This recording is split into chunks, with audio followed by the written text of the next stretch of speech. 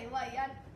我哋而家同攝影團隊喺烏江，我哋收到2位漁夫嘅信報，話未能成為漢王嘅項羽要喺呢度自刎。你哋唔好過嚟啊！我決志要殺咗自己啊！將軍啊，你死咗你啲士兵點啊？你走！劉邦已經搶先一步入咗咸陽啦，呢隻老狐狸已經贏咗我哋啦！你資料顯出，自大驕傲、剛愎自用、欠缺忍辱負重嘅堅毅意志係導致到佢失敗嘅主要原因。據說項羽係因為冇面見江東父老而自殺，並唔選擇過江。楚軍撤退之後，劉邦背約攻楚，韓信將項羽大軍重重圍困喺垓下，並安排4面楚歌，劃亂咗項羽嘅軍心。最後經過一番激戰之後，項羽喺烏江自刎。我哋嘅團隊為咗更深入了解呢個事件，我哋將會訪問目擊到事件嘅2位漁夫，同埋被封漢王嘅劉邦。2位漁夫，多謝你哋送嚟嘅報信。關於項羽自刎嘅事，你有咩睇法呢？唉，我都唔明啊！項羽一表人才咁就死咗，真係好可惜啊！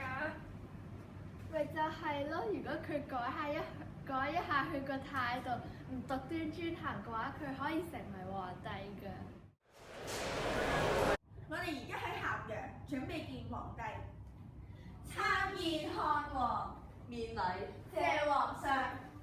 皇上，可唔可以講下你對項羽自刎嘅睇法呢？朕非常後悔。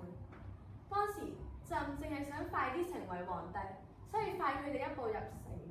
但係朕驚項羽會作亂，所以背約攻楚。但係而家諗翻起，朕應該留佢，讓佢幫助協政。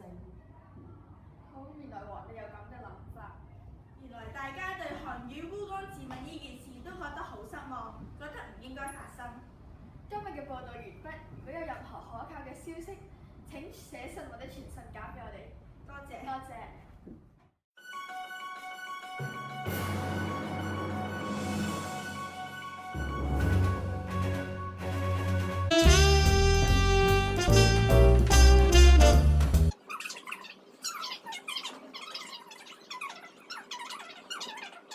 但係我驚，朕驚，咁就 OK。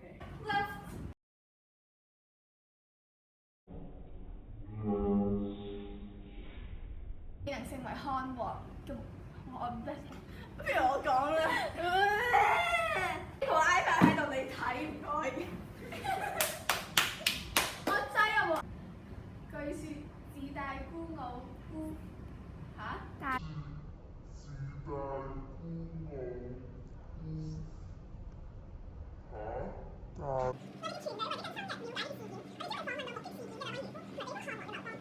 刎嘅事。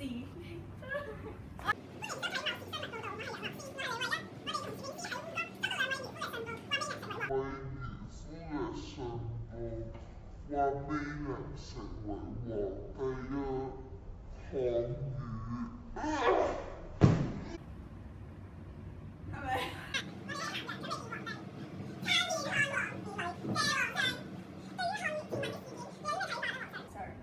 朕真係非常後悔。跟住我唔記得咗。